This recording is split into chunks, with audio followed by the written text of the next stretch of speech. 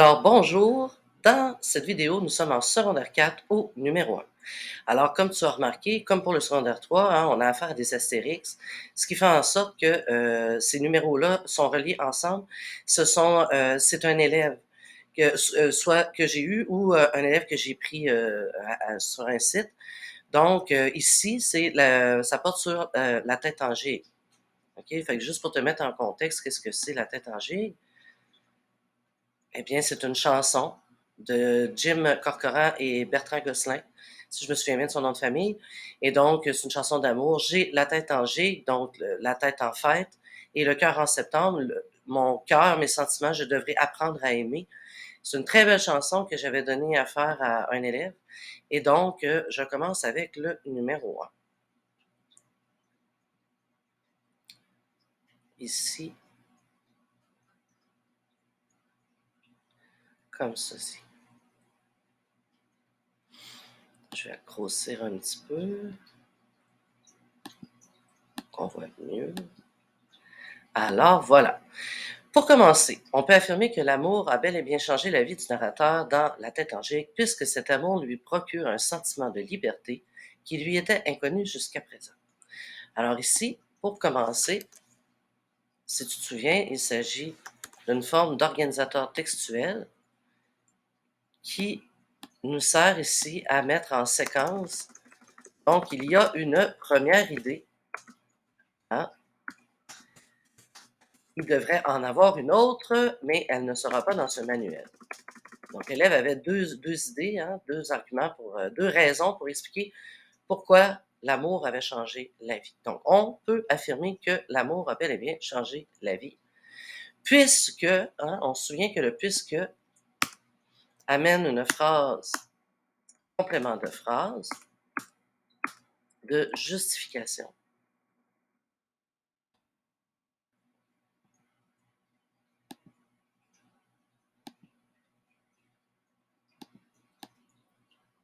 Donc, c'est plus qu'une raison, on se souvient, c'est vraiment la cause ici a créé un effet complètement transformateur. Alors, c'est pour ça que l'élève avait utilisé le puisque et non pas un parce que. Donc, le on, c'est le sujet de la phrase et on peut affirmer que l'amour, je vais le détacher ici comme ça pour me donner de la place, que l'amour a bel et bien changé la vie dans La tête en gigue. Il s'agit du prédicat. Oups, j'ai oublié ici.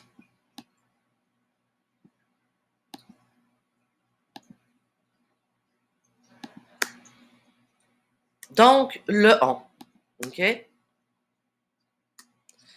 Le on l'enseigne dans les analyses littéraires. C'est une forme d'analyse littéraire ici sur une chanson. OK? D'ailleurs, c'est ce que je préférais faire dans ma pratique, c'était de faire des petites chansons parce que un roman ou un texte littéraire, des fois, c'est plus difficile, c'est long à lire. Donc, pour entraîner l'analyse, ben, je passais par des chansons. Et en analyse littéraire, on utilise le on. Anciennement, on disait on exclut la personne qui parle. Donc, pourquoi? Parce que quand on fait une analyse littéraire, on veut pas que la personne soit engagée. Si on avait voulu qu'elle soit engagée, on aurait dit pour commencer, j'affirme que l'amour a bel et bien. Mais là, on veut pas que la personne soit présente. On veut que ce soit comme une idée que plusieurs personnes partagent dans le monde des analyses littéraires, si on veut. Donc, on utilise un pronom impersonnel à la troisième personne du singulier. Ça fait en sorte qu'on se détache de ce qu'on dit, comme si on l'inscrivait dans quelque chose de plus grand. Le prédicat, il est ici, alors le complément hein, s'en va jusqu'ici. Et comme on a un que, ben, on va avoir un complément dans affirmer qui va se terminer ici aussi. Donc, je vais venir mettre les caractéristiques pour le verbe. C'est un verbe du deuxième groupe à l'indicatif présent ici. Et affirmer, c'est un groupe infinitif. Ce qui fait en sorte qu'en dessous,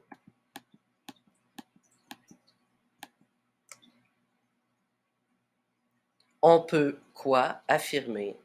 D'ailleurs, le groupe infinitif, comme on l'a déjà vu, il est souvent introduit dans les verbes noyaux ici, hein, directement, mais ça se peut aussi que ce soit indirectement.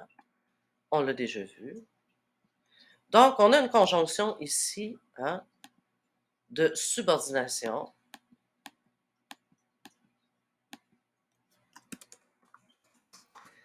Qui dit conjonction de subordination va dire phrase subordonnée. Et comme on l'a déjà vu, puisqu'elle est imbriquée dans un verbe, c'est une phrase subordonnée complétive. A bel et bien changé. Je vais séparer ici.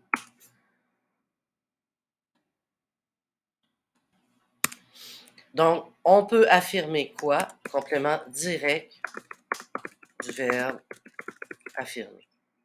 Ici, c'était complément direct du verbe.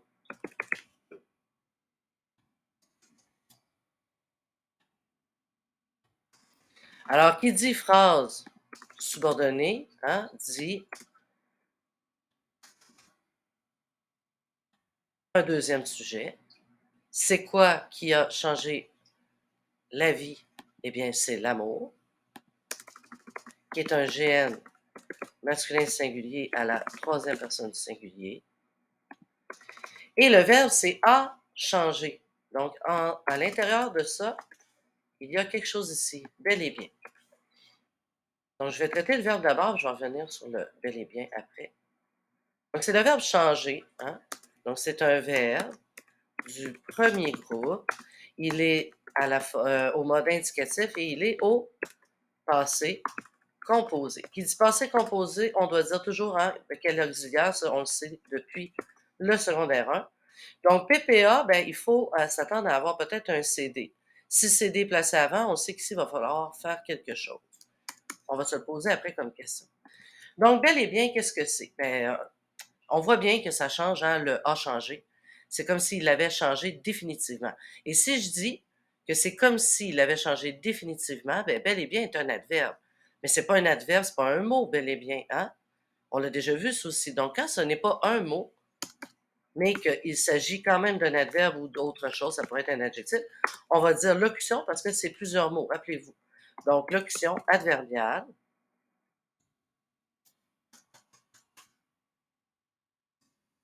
Et locution adverbiale dit modifie le sens du verbe a changé. Et c'est vrai, parce que ça l'a changé, hein, sa vie, de façon définitive. Modifie le sens du verbe a changé.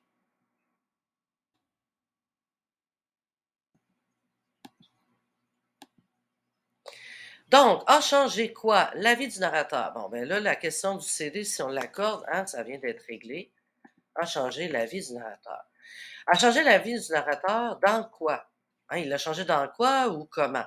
Donc, on a ici hein, un complément, on ne sait pas trop quoi faire. Est-ce que c'est le complément indirect du verbe a changé ou si ça apparaît plus comme un complément de phrase? D'en changer la vie dans la tête en gigue. Ben, c'est dans la chanson. Ah, c'est un peu nébuleux ici pour dire.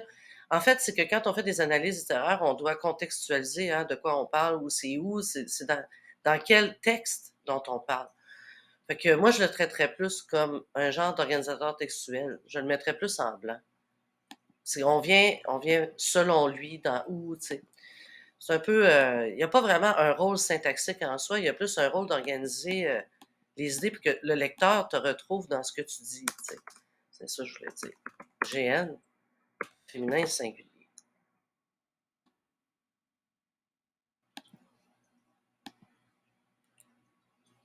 Et lui, il a aussi un complément. C'est pas n'importe quelle vie, c'est la vie de celui qui a écrit la chanson. Donc, G prêt plus GN, masculin singulier, organisateur textuel, nommer le titre. C'est quelque chose qu'on apprend en analyse littéraire, il faut toujours nommer le titre.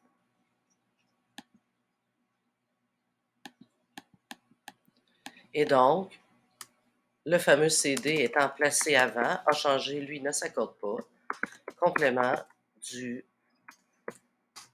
nom. Alors, c'est ce qui complète la phrase principale. Pour commencer, on peut affirmer que l'amour a changé définitivement la vie du narrateur dans le texte La tête en G. Et là, le complément de phrase. Puisque cet amour lui procure. Bon, lui procure, on va se séparer ici pour me faire de la place.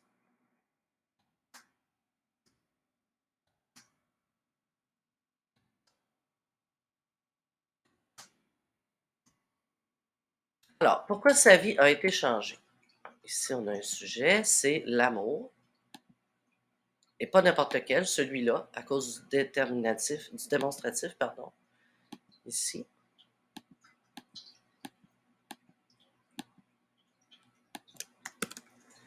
Conjonction de subordination.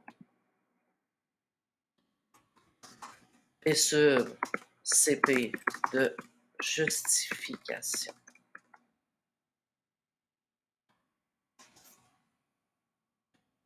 Les petits pronoms ici, hein, très important parce que des fois, quand on a affaire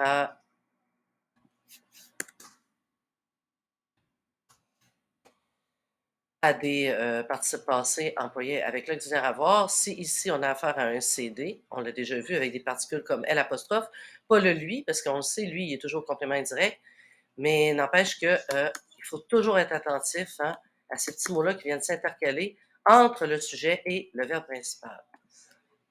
Donc ici, hein, on a un GN masculin singulier, pardon, troisième personne du singulier. On a un pronom personnel masculin,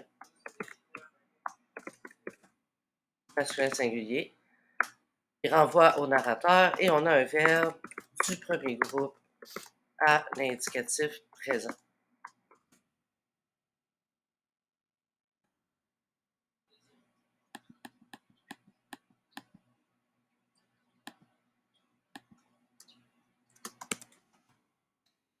Donc, procure à qui cet amour? On le procure à lui, au narrateur. Complément indirect du verbe procure. Faites attention hein, sur le verbe procurer. Il n'a pas dit cet amour lui donne un sentiment. Non, non. Ou lui a, je sais pas, un verbe plus simple. Non, c'est procurer. Quand on est rendu en secondaire 4, hein, on peut utiliser le dictionnaire Robert, un sentiment de liberté qui lui était inconnu jusqu'à présent. On peut utiliser le dictionnaire Robert ou encore un dictionnaire à synonyme, mais le dictionnaire Robert est plus intéressant parce que tous les verbes en caractère gras sous les rubriques du dictionnaire Robert renvoient à des sens proches ou même des fois même des synonymes. Et ça te donne en même temps la définition juste. Donc, je vous invite fortement, rendu en secondaire 4, à utiliser soit un dictionnaire synonyme ou le dictionnaire Robert. Pour vrai, pour aller chercher des mots plus recherchés. Un sentiment de liberté, donc complément du verbe sentiment, et c'est un sentiment qui lui procure, qui lui était inconnu, je vais le distancer ici, qui lui était inconnu jusqu'à présent. Est-ce que le jusqu'à présent vient se rattacher à procure ou à était inconnu?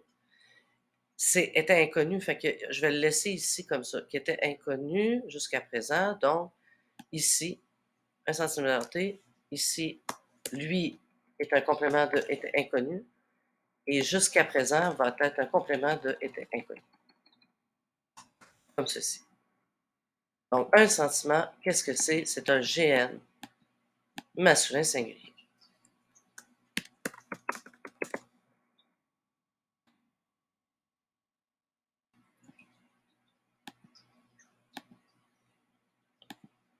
Et il est complément direct du verbe procure.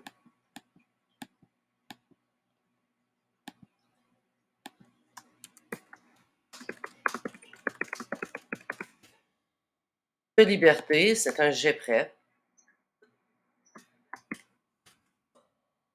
plus un GN féminin singulier, et il est complément du nom sentiment. Complément du nom sentiment. Ici, on a une conjonction de subordination, comme on l'a vu en secondaire 1, introduite dans un nom. Qu'est-ce que ça fait?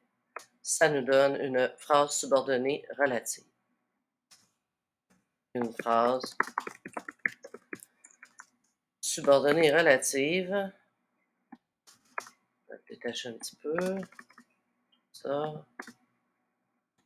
Ici, comme ça. Et donc, elle est aussi complément du nom sentiment. Donc, le sentiment a deux compléments. Hein? C'est pas n'importe lequel. C'est celui de liberté puis celui qui lui était inconnu jusqu'à présent. On a un pronom personnel masculin singulier qui renvoie encore au narrateur, pardon. Et il est aussi, là, j'ai plus de place ici, là, fait que je vais faire ça comme ça, on a compris, tata. Donc, complément indirect du verbe était inconnu. Et le verbe était inconnu, c'est le verbe inconnaître, hein, inconnaître. Donc, verbe du deuxième groupe à l'indicatif plus que parfait. Et jusqu'à présent, qu'est-ce que c'est? Un sentiment de liberté qui lui était inconnu. On voit bien que ça vient modifier, comme ici, pour bel et bien le sens du verbe. Lui était inconnu depuis longtemps. Lui était inconnu fort longtemps, enfin bref. Donc, on a affaire à une locution. De toute façon, des fois, il y a des locutions figées jusqu'à présent. Quand on va dans le dictionnaire, ça dit locution adverbiale. Il y en a des fois qu'on trouve sur Internet directement, pardon.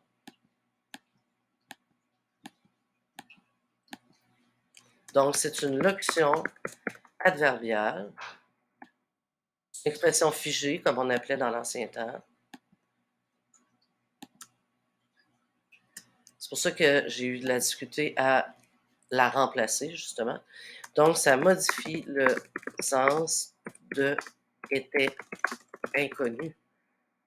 Ça veut dire que pendant longtemps, ce narrateur-là, pendant longtemps, ce narrateur-là n'a jamais connu, finalement, un amour de cette façon. Alors, c'est ce qui conclut l'introduction de l'explication. Et vous allez voir après ce qui va arriver au numéro 2.